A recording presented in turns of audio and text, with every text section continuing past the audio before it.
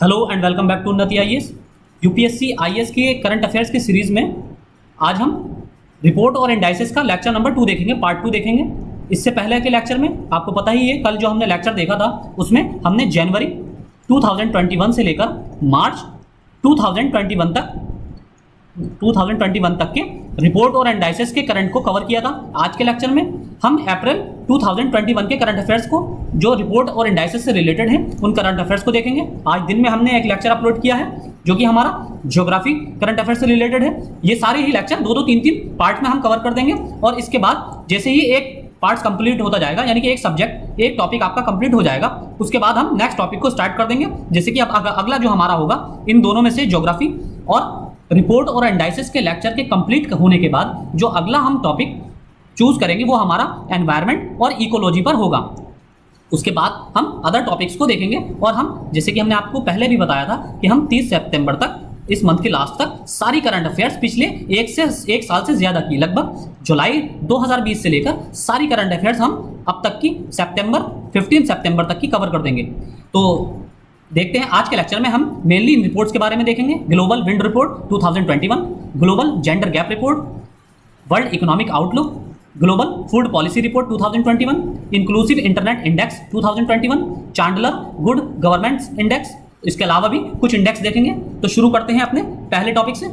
पहला है टॉपिक है हमारा वैश्विक पवन रिपोर्ट 2021। तो जैसे कि हमने आपको पहले भी बताया था कि रिपोर्ट्स में आपको 3-4 पॉइंट याद रखने होते हैं। पहला, किस संस्था द्वारा जारी किया गया है। दूसरा, भारत की रैंक क्या है। तीसरा, पहली रैंक पर कौन है। और चौथा, उसके पैरामीटर्स, कि इसके पैरामीटर्स क्या है, किन पैरामीटर्स के आधार पर इस रिपोर्ट को बनाया जा रहा है या फॉर्म किया जा रहा है। तो पहली हमारी ग्लोबल विंड रिपोर्ट 2021। इसमें किसके द्वारा जारी है? ग्लोबल विंड एनर्जी काउंसिल के द्वारा इसे जारी किया जाता है।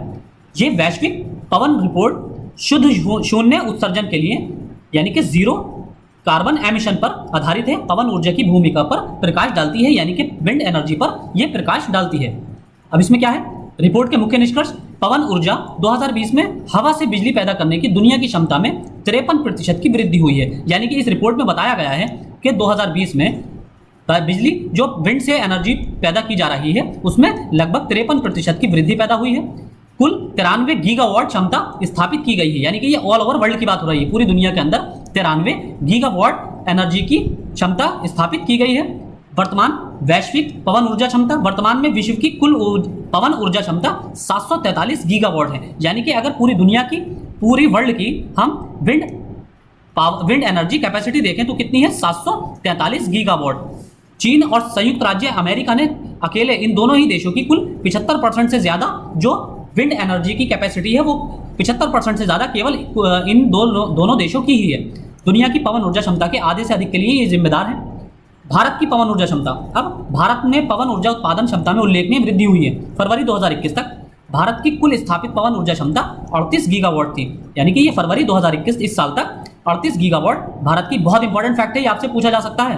38 गीगावाट भारत की कुल स्थापित क्षमता है, गीगावाट है ये, जो दुनिया में चौथी सबसे बड़ी स्थापित पवन ऊर्जा क्षमता है। अगर आप पूरे विश्व में देखें तो पवन ऊर्जा में, विंड एनर्जी कैपेसिटी में भारत का कौन से स्थान है? चौथा, 38 गीगावाट के साथ। आगे है इसमें वैश्विक पवन ऊर्जा परिषद, जिसके द्वारा इस रिपोर्ट को जारी किया जाता है। वैश्विक ग्लोबल विंड एनर्जी काउंसिल या वैश्विक पवन ऊर्जा परिषद, इसकी स्थापना 2005 में अंतरराष्ट्रीय स्तर पर पूरे पवन ऊर्जा क्षेत्र के लिए विश्वसनीय और प्रतिनिधि मंच प्रदान करने के लिए की गई। उद्देश्य इसका यह सुनिश्चित करना है कि पवन ऊर्जा दुनिया के प्रमुख ऊर्जा स्रोतों में से एक के रूप में स्थापित हो और पर्याप्त पर्यावरणीय और आर्थिक लाभ प्रदान करे। इसका मुख्यालय कहाँ है? ब्रुसेल्स, बेल्जियम में। तो आपको जो संस्था जारी करती है रिपोर्ट, उसके बारे में स्टैटिक फैक्ट भी पता होने चाहिए, यानी कि उस संस्था का निर्माण कब हुआ था, कब स्थापना हुई थी, एस्टैब्लिशमेंट कब है, उसका हेडक्वार्टर कहाँ है, और तीसरा, उसके ऑब्जेक्टिव्स या उसका मैंडेट क्या है, उसका मैंडेट क्या है कि वो किस उद्देश्य के तहत काम कर रही है। अगला है हमारा इंडेक्स वैश्विक लिंग अंतराल report, global gender gap report. बहुत इंपॉर्टेंट है यूपीएससी के लिए, यूपीएससी का बहुत फेवरेट इंडेक्स है ये। वर्ल्ड इकोनॉमिक फोरम द्वारा इसे रिपोर्ट को जारी किया जाता है। कौन जारी करता है? वर्ल्ड इकोनॉमिक फोरम, विश्व आर्थिक मंच। इसमें 4 क्षेत्रों में देशों को लैंगिक समानता की दिशा में प्रगति को ट्रैक करने के लिए यह जारी किया जाता है। यानी कि ये 4 क्षेत्रों में लिंग अंतराल को देखता है। किन 4 फील्ड्स में देखता है? यानी कि इसके 4 पैरामीटर्स हैं। किसी भी देश में जेंडर गैप की स्थिति को देखने के इसके 4 पैरामीटर हैं। पहला है राजनीतिक अधिकारिता, पॉलिटिकल एम्पावरमेंट या राजनीतिक सशक्तिकरण कह सकते हैं आप, सशक्तिकरण। दूसरा है आर्थिक भागीदारी और अवसर, इकोनॉमिक पार्टिसिपेशन एंड अपॉर्चुनिटी। तीसरा है शैक्षिक प्राप्ति और एजुकेशनल अटेनमेंट। चौथा है स्वास्थ्य और उत्तरजीविता, हेल्थ एंड सर्वाइवल। इन 4 पैरामीटर्स के आधार पर ये ग्लोबल जेंडर गैप रिपोर्ट इन 4 पैरामीटर्स के आधार पर किसी भी देश में जेंडर की स्थिति देखते हैं, यानी कि लिंग अंतराल को नापता है। यह अंतर कारकों की भी जांच करता है और लिंग समावेशी पुनर्प्राप्ति के लिए आवश्यक नीतियां और प्रथाओं की रूपरेखा भी बताता है। यानी कि यह खाली लिंग अंतराल को नापता ही नहीं है, जेंडर गैप को सिर्फ जांचता ही नहीं है, बल्कि उस देश को सुझाव भी देता है कि जेंडर गैप को सुधारने के लिए उस देश को किस तरह की पॉलिसीज अपनानी चाहिए और किस तरह के उसको प्रथाएं या ट्रेडिशंस बनानी चाहिए। सूचकांक क्या करता है? देशों को 0 से 1 के स्कोर में कैटेगराइज करता है, 0 के 1 के स्कोर में। यानी कि 0 यहाँ पर क्या संदर्भित करता है कि जिस देश का स्कोर 0 के जितना पास होगा, इसका मतलब यह है कि उस देश में जेंडर गैप की स्थिति उतनी ही बुरी है, यानी कि लिंग भेदभाव की समस्या है। मेल और फीमेल के बीच बहुत ज्यादा अंतराल है, उनकी जॉब्स को लेकर, उनके सिक्योरिटी को लेकर, उनके और भी तरह की लिबर्टी को लेकर जेंडर गैप में बहुत ज्यादा अंतराल है। अगर जिस देश का स्कोर जितना भी 1 के पास होगा, यानी कि वहां पर जेंडर इक्वेलिटी उतनी ही ज्यादा है, वहां पर इनइक्वेलिटी उतनी ही कम है जेंडर को लेकर। तो इस रिपोर्ट की मेन फाइंडिंग क्या है, मुख्य निष्कर्ष? ये रिपोर्ट 156 देशों में आइसलैंड दुनिया का सबसे अधिक लिंग समान देश है। यानी कि सबसे अच्छी स्थिति किसकी है जेंडर गैप के मामले में? यानी कि जेंडर गैप सबसे ज्यादा जो कम है वो आइसलैंड में है, यानी कि यहां पर जेंडर इक्वेलिटी सबसे ज्यादा है। भारत 140वें स्थान पर है, बदतमीज स्थिति है भारत की। दक्षिण एशिया में तीसरा सबसे खराब प्रदर्शन करने वाला देश है। सबसे अधिक गिरावट भारत में राजनीतिक सशक्तिकरण यानी कि पॉलिटिकल एम्पावरमेंट वाला जो सूचकांक है, जो पैरामीटर है, इस सूचकांक को बनाने का जो पहला पैरामीटर है पॉलिटिकल एम्पावरमेंट, ये बताता है, ये सूचकांक ये बताता है कि भारत के अंदर सबसे ज्यादा जो गिरावट आई है वो इस वाले पैरामीटर में आई है। इसका मतलब ये है कि महिलाओं की जो रिप्रेजेंटेशन है वो राजनीति में, पॉलिटिक्स में बहुत ही कम हुई है। यानी कि हमारे यहाँ एमपी एमएलए बहुत ही, महिला एमपी एमएलए बहुत ही ज्यादा कम है। और जो अन्य जो पैरामीटर्स हैं, यानी कि आर्थिक भागीदारी, इकोनॉमिक पार्टिसिपेशन, अवसर और अपॉर्चुनिटी, स्वास्थ्य और उत्तरजीविता, हेल्थ एंड अकाउंटेबिलिटी या हेल्थ अटेनमेंट, और इसके बाद हेल्थ एंड सर्वाइवल, इन सारे सूचकांक में भी भारत में गिरावट आई है। आगे इसमें कुछ फैक्ट दिए गए हैं कि भारत में महिलाओं की अनुमानित अर्जित आय पुरुषों का केवल 5वां हिस्सा है। यानी कि इनकम इनइक्वालिटी भी यहाँ भारत में बहुत ज्यादा है। अगर भारत में किसी एक सा काम करने वाले मनुष्य को, मेल को अगर 100 रुपए दिए जा रहे हैं, 100 रुपए दिए जा रहे हैं, तो उसी काम के फीमेल को केवल 20 रुपए दिए जा रहे हैं। तो यही इसमें बताया गया है, महिलाओं की अनुमानित अर्जित आय पुरुषों का केवल 5वां हिस्सा है। विश्व आर्थिक मंच के बारे में देख लेते हैं, जो इस रिपोर्ट को जारी करता है। विश्व आर्थिक मंच सार्वजनिक निजी सहयोग से के लिए अंतर्राष्ट्रीय संगठन है। 1971 में इसकी स्थापना हुई। गैर लाभकारी फाउंडेशन के रूप में इसे स्थापित किया गया। इसका मुख्यालय कहाँ है? जेनेवा, स्विट्जरलैंड में। यह स्वतंत्र, निष्पक्ष और विशेष हितों से बंधा हुआ नहीं है। फोरम शासन के उच्चतम मानकों को कायम रखने का प्रयास करता है। अब इसके द्वारा कुछ अन्य रिपोर्टें जो जारी की जाती हैं, पहला है ऊर्जा संक्रमण सूचकांक, एनर्जी ट्रांजिशन इंडेक्स, वैश्विक प्रतिस्पर्धात्मक रिपोर्ट, ग्लोबल कॉम्पिटिटिवनेस इंडेक्स, वैश्विक आईटी रिपोर्ट, वैश्विक जोखिम रिपोर्ट, ग्लोबल रिस्क रिपोर्ट जिसके बारे में हमने कल चर्चा की थी, वैश्विक यात्रा और पर्यटन report, global travel and tourism report. ये सारी रिपोर्ट्स इसके द्वारा जारी की जाती हैं। अगला सूचकांक है हमारा विश्व आर्थिक आउटलुक, वर्ल्ड इकोनॉमिक आउटलुक। अंतर्राष्ट्रीय मुद्रा कोष द्वारा जारी किया जाता है। विश्व आर्थिक आउटलुक किसके द्वारा जारी किया जाता है? इंटरनेशनल मॉनेटरी फंड द्वारा। इसका नवीनतम संस्करण जनवरी 2021 में जारी किया गया, जिसमें 11.5% भारत के लिए विकास का पूरा अनुमान जो किया गया था उसे बढ़ाकर कितना कर दिया गया है? 12.5%। फाइनेंशियल ईयर 2021 के लिए भारत का जो ग्रोथ रेट है, इंडिया की जो इकोनॉमिक ग्रोथ रेट है, उसे बढ़ाकर कितना कर दिया गया है? 12.5% इसका एजम्पशन किया गया है। अब ये क्या है? ये रिपोर्ट क्या है? ये IMF का एक सर्वेक्षण है, एक सर्वे है। यह आमतौर पर अप्रैल और अक्टूबर के महीनों में साल में 2 बार, एक बार अप्रैल में जारी किया जाता है और दूसरी बार अक्टूबर में ये जारी किया जाता है। इसका उद्देश्य निकट और मध्यम अवधि के दौरान वैश्विक आर्थिक विकास का विश्लेषण और भविष्यवाणी करना। अब इसमें इसके प्रमुख बिंदु क्या है? भारतीय अर्थव्यवस्था के 2021 में 12.5% और 2022 में 6.9% बढ़ने की उम्मीद है। तो आपके लिए दोनों ही फैक्ट इंपॉर्टेंट है, यानी कि इसके आईएमएफ की जो रिपोर्ट है, ये वर्ल्ड इकोनॉमिक आउटलुक रिपोर्ट, ये भारत, इसने फिस्कल ईयर 2021 के लिए भारत की जो ग्रोथ रेट है वो कितनी प्रिडिक्ट की है? 12.5%। और 2022 के लिए कितनी प्रिडिक्ट की है? 6.9%। 2020 में भारत की अर्थव्यवस्था में 8% का अनुमानित संकुचन देखा गया, यानी कि 2020 में लास्ट ईयर क्या बताया है? इस रिपोर्ट में बताया गया है कि भारत की जो अर्थव्यवस्था है, जीडीपी है, उसमें 8% का कॉन्ट्रैक्शन हुआ है, 8% संकुचित हुई है। 2021 में भारत की विकास दर चीन की तुलना में अधिक मजबूत है। चीन एकमात्र प्रमुख अर्थव्यवस्था थी जिसकी 2020 में सकारात्मक विकास दर 2.3% थी। तो यानी कि उसका जो ग्रोथ रेट था ये पॉजिटिव था और 2.3% था। ये अकेला एकमात्र जो है प्रमुख अर्थव्यवस्था थी, यानी कि सबसे बड़ी अर्थव्यवस्थाओं में एकमात्र अर्थव्यवस्था थी चाइना, जिसमें ग्रोथ ट्रेंड देखा गया है। 2021 में चाइना में 8.6% की ग्रोथ और 2022 में 5.6% की ग्रोथ की उम्मीद या प्रेडिक्शन किया गया है। अंतर्राष्ट्रीय मुद्रा कोष के बारे में देख लेते हैं। ये 189 देशों का संगठन है। कब बनाया गया? 1945 में। भारत 27 दिसंबर 1945 को इसमें शामिल हुआ। अन्य रिपोर्टें इसके द्वारा जो जारी की जाती हैं आईएमएफ के द्वारा: वैश्विक वित्तीय स्थिरता report, global financial stability report, राजकोषीय मॉनिटर, जिसे फिस्कल मॉनिटर रिपोर्ट भी कहा जाता है। अगली न्यूज है हमारी, अगला सूचकांक वैश्विक खाद्य नीति report, global food policy report 2021। ये अंतर्राष्ट्रीय खाद्य नीति अनुसंधान संस्थान, अंतर्राष्ट्रीय खाद्य नीति अनुसंधान संस्थान द्वारा वैश्विक खाद्य नीति रिपोर्ट 2021 जारी की गई। इसका उद्देश्य वर्तमान संकट से सबक प्रदान करना। इसका विषय क्या है? कोविड-19 के बाद खाद्य प्रणालियों को बदलना, ये इसका विषय है, थीम है। तो थीम भी आपके लिए इंपॉर्टेंट है। जिस जगह थीम दी गई है, जो रिपोर्ट्स अपनी थीम बताती है हर साल, वो थीम भी आपके लिए इंपॉर्टेंट है। अब इसमें कुछ इंपॉर्टेंट फैक्ट बताए गए हैं जो कोविड-19 के बारे में, ये आपके लिए एग्जाम पर्सपेक्टिव से इतने इंपॉर्टेंट नहीं है। अब कुछ इस रिपोर्ट को जारी करने वाली संस्था यानी कि IFPRI के बारे में देख लेते हैं। अंतर्राष्ट्रीय खाद्य नीति अनुसंधान संस्थान, इसको international food policy research institute भी कहा जाता है। ये एक गैर लाभकारी अंतर्राष्ट्रीय अनुसंधान केंद्र है, 1976 में स्थापित हुआ था। इसका मैंडेट क्या है? जनादेश क्या है? ये अनुसंधान आधारित नीति समाधान प्रदान करता है, यानी कि ये पॉलिसी रिलेटेड सजेशन प्रोवाइड करता है कंट्रीज को कि किस तरह फूड से रिलेटेड पॉलिसीज बनाई जाएं, खाद्य से रिलेटेड पॉलिसीज कोई भी देश किस तरह अपनी फ्रेम करे। और इसका उद्देश्य भूख और कुपोषण को, यानी कि हंगर को और कुपोषण को, माल न्यूट्रिशन को खत्म करना है। इसका मुख्यालय कहाँ है? Washington, USA, America. अगला सूचकांक है हमारा समावेशी internet index 2021, inclusive internet index 2021।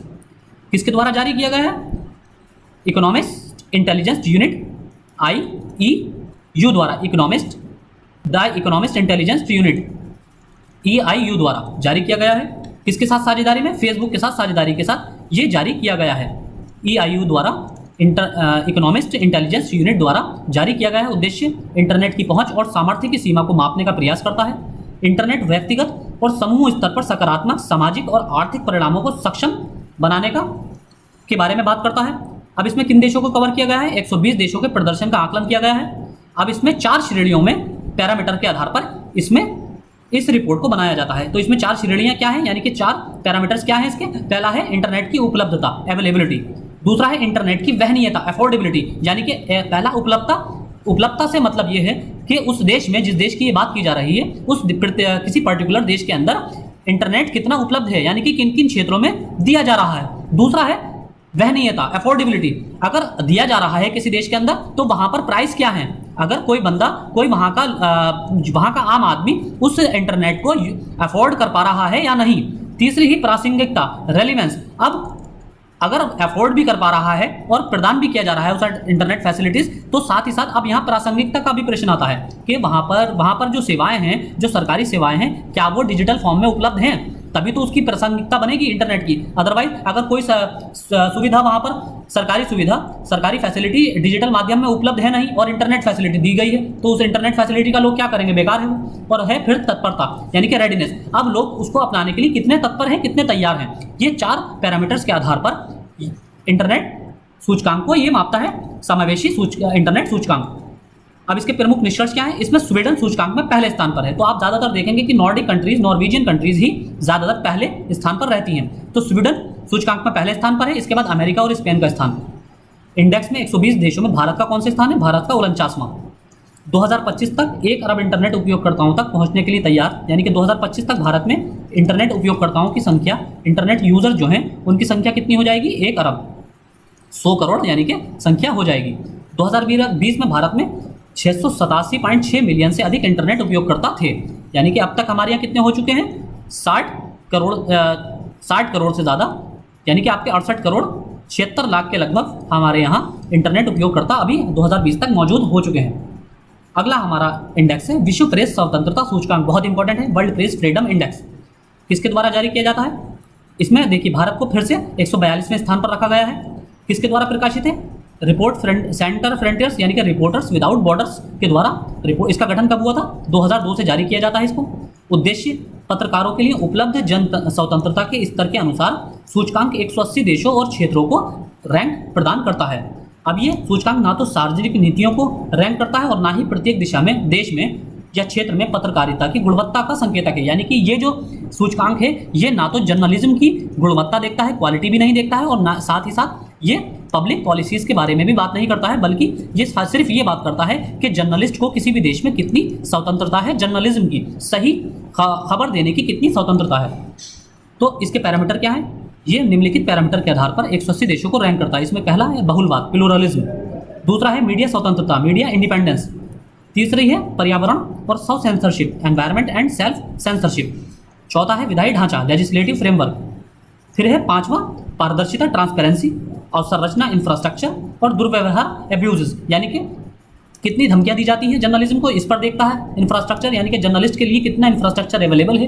Transparency कितनी अवेलेबल है। लेजिस्लेटिव फ्रेमवर्क यानी कि उनकी सिक्योरिटी के लिए कितना लेजिस्लेटिव फ्रेमवर्क है, उनको कितनी आज़ादी है काम करने की। मीडिया स्वतंत्रता कितनी है, और बहुलवाद, प्लुरलिज्म क्या स्कोप है। तो इन आधार पर ये अपनी सूचकांक जारी करता है। तो इसके मुख्य निष्कर्ष क्या है, फाइंडिंग्स क्या है इसमें। इस सूचकांक में नॉर्वे सबसे ऊपर, इसके बाद फिनलैंड और डेनमार्क। भारत विश्व प्रेस स्वतंत्रता सूचकांक 2021 में 142वें स्थान पर, इसकी रैंक 2020 में भी यही थी, और 2016 से 133वें स्थान पर से ये लगातार नीचे गिर रहा है। यानी कि 2016 में भारत की रैंक 133वीं थी, उसके बाद ये लगातार नीचे गिर रहा है, और 2020 और 2021 में दोनों में भारत की रैंक जो है 142वें स्थान पर है भारत। नेपाल, अब भारत के पड़ोसी देशों का क्या हाल है, नेपाल 106वें स्थान पर, श्रीलंका 127, म्यांमार 140, यानी कि म्यांमार से ज़्यादा बुरी स्थिति, अभी तख्ता पलट से पहले की बात है, ये 140वें स्थान पर था म्यांमार, और पाकिस्तान 145 पर, बांग्लादेश 152 पर। यानी कि हम खाली पाकिस्तान और बांग्लादेश से हमारी स्थिति बेहतर है, बाकी सबसे बुरी है। अगली न्यूज है, हमारा अगला सूचकांक है ऊर्जा संक्रमण सूचकांक 2021, एनर्जी ट्रांजिशन इंडेक्स 2021। ये विश्व आर्थिक मंच द्वारा जारी किया जाता है। क्या है ये एनर्जी ट्रांजिशन सूचकांक, ये वर्ल्ड इकोनॉमिक फोरम की एक वार्षिक रिपोर्ट है। वर्ल्ड इकोनॉमिक फोरम विश्व आर्थिक सूचकांक की एक वार्षिक रिपोर्ट यानी कि एनुअल रिपोर्ट है। इसका उद्देश्य, रैंकिंग का उद्देश्य नीति निर्माताओं और व्यवसायों को एक सफल ऊर्जा संक्रमण की योजना बनाने में सक्षम बनाना। ये क्या करता है, ये एनर्जी से रिलेटेड, एनर्जी प्रोडक्शन से रिलेटेड नीतियां यानी कि पॉलिसीज सुझाता है हर देश को कि वो कोई पर्टिकुलर देश अपने एनर्जी प्रोडक्शन में वृद्धि करने के लिए किस तरह से बेहतर नीतियों का निर्माण कर सकता है। इसमें इसके पैरामीटर क्या है, सूचकांक निम्नलिखित 3 आयामों के आधार पर 115 देशों को रैंक करता है। अब ये 3 आयाम क्या है, 3 इसके डायमेंशंस क्या है। पहला है आर्थिक समृद्धि और विकास, economic growth, development and growth. दूसरा है पर्यावरणीय स्थिरता, एनवायरमेंटल सस्टेनेबिलिटी, और तीसरा है ऊर्जा सुरक्षा और पहुंच, एनर्जी सिक्योरिटी एंड एक्सेस। अब इसके प्रमुख निष्कर्ष, फाइंडिंग्स क्या है, इस सूचकांक में स्वीडन सबसे ऊपर, इसके बाद नॉर्वे और डेनमार्क का स्थान। भारत ऊर्जा संक्रमण सूचकांक में 115 देशों में 87वें स्थान पर, भारत की रैंक कौन सी है, 87। आगे इसमें विश्व आर्थिक मंच एक स्विस गैर लाभकारी संस्था है। कुछ वर्ल्ड इकोनॉमिक फोरम के बारे में हम स्टैटिक पार्ट देख लेते हैं, फैक्चुअल इंफॉर्मेशन। इसकी स्थापना 1971 में जेनेवा स्विट्जरलैंड में हुई थी। मिशन क्या है, वैश्विक, क्षेत्रीय और उद्योग एजेंडे को आकार देने के लिए व्यवसाय, राजनीतिक, शैक्षणिक और समाज के अन्य नेताओं को शामिल करके दुनिया की स्थिति में सुधार करने के लिए प्रतिबद्ध। अब इसके द्वारा जारी की जाने वाली रिपोर्टें, वर्ल्ड इकोनॉमिक फोरम के द्वारा जो रिपोर्ट जारी की जाती है कौन कौन सी, पहली है वैश्विक प्रतिस्पर्धात्मक report, global competitiveness index report. दूसरी है ग्लोबल जेंडर गैप रिपोर्ट, अभी हमने देखी थी ग्लोबल जेंडर गैप रिपोर्ट। तीसरी है वैश्विक जोखिम रिपोर्ट, ये हमने कल देखा था, ग्लोबल रिस्क रिपोर्ट ये हमने देखी थी। चौथा है वैश्विक यात्रा और पर्यटन report, global travel and tourism report. अगला है हमारा वैश्विक वार्षिक state of the global climate report 2020, state of the global climate report 2020, इसे किसके द्वारा जारी किया जाता है? विश्व मौसम संगठन वर्ल्ड मेट्रोलॉजिकल साइंस ऑर्गेनाइजेशन, यानी कि वर्ल्ड मेट्रोलॉजिकल ऑर्गेनाइजेशन के द्वारा इसे जारी किया जाता है, वार्षिक तौर पर जारी किया जाता है, यानी कि वार्षिक रिपोर्ट है। तापमान इसने 2020 में रिकॉर्ड 3 सबसे गर्म वर्षों में से एक था, यानी कि 2020 का जो तापमान था ये पिछले 3 सबसे गर्म वर्षों में इसको माना गया है। ग्रीन हाउस गैसेस के उत्सर्जन के बारे में इसने कुछ रिपोर्ट दी है, और उसके बाद इसकी कुछ फाइंडिंग्स देख लेते हैं। वर्ल्ड मेट्रोलॉजिकल ऑर्गेनाइजेशन के बारे में, ये कन्वेंशन अनुसमर्थन द्वारा समर्थित एक अंतर सरकारी संगठन है। उत्पत्ति कब हुई थी इसकी उत्पत्ति 1873 के वियना अंतर्राष्ट्रीय मौसम विज्ञान कांग्रेस के बाद इसे स्थापित किया गया। 193 सदस्य हैं, भारत सदस्यों में से एक है। महत्व क्या है? संयुक्त राष्ट्र की विशेष एजेंसी है, यूनाइटेड नेशन की स्पेशलाइज्ड एजेंसी है, मुख्यालय जेनेवा स्विट्जरलैंड में। अगला है हमारा चांडलर सुशासन सूचकांक, और लास्ट हमारा आज का ही चांडलर गुड गवर्नमेंट इंडेक्स। इसमें भारत को इसमें 49वां स्थान मिला है। किसके द्वारा जारी किया जाता है? चांडलर इंस्टीट्यूट ऑफ गवर्नेंस के द्वारा जारी किया जाता है। निजी गैर लाभकारी संगठन है। सूचकांक सरकारी क्षमताओं और परिणामों के संदर्भ में 104 देशों को वर्गीकृत करता है। आगे कुछ इसके इंपॉर्टेंट देख लेते हैं। सूचकांक 7 स्तंभों पर आधारित है। इसमें 7 पिलर्स हैं। 7 पिलर्स कौन कौन से हैं? नेतृत्व और दूरदर्शिता, लीडरशिप एंड फोरसाइट, मजबूत कानून और नीतियां, रोबस्ट लॉज एंड पॉलिसीज, मजबूत संस्थान, स्ट्रॉन्ग इंस्टीट्यूशंस, वित्तीय प्रबंधन, फाइनेंशियल स्टीवर्डशिप, आकर्षक बाजार, अट्रैक्टिव मार्केट प्लेस, वैश्विक प्रभाव और प्रतिष्ठा, ग्लोबल इन्फ्लुएंस एंड रेपुटेशन, और लोगों को ऊपर उठाने में मदद करना, हेल्पिंग पीपल राइज। अब इसका कुछ उद्देश्य है कि प्रशिक्षण, अनुसंधान और सलाहकार कार्य के माध्यम से राष्ट्र निर्माण में सहायता प्रदान करना। अब सूचकांक के मुख्य निष्कर्ष क्या है?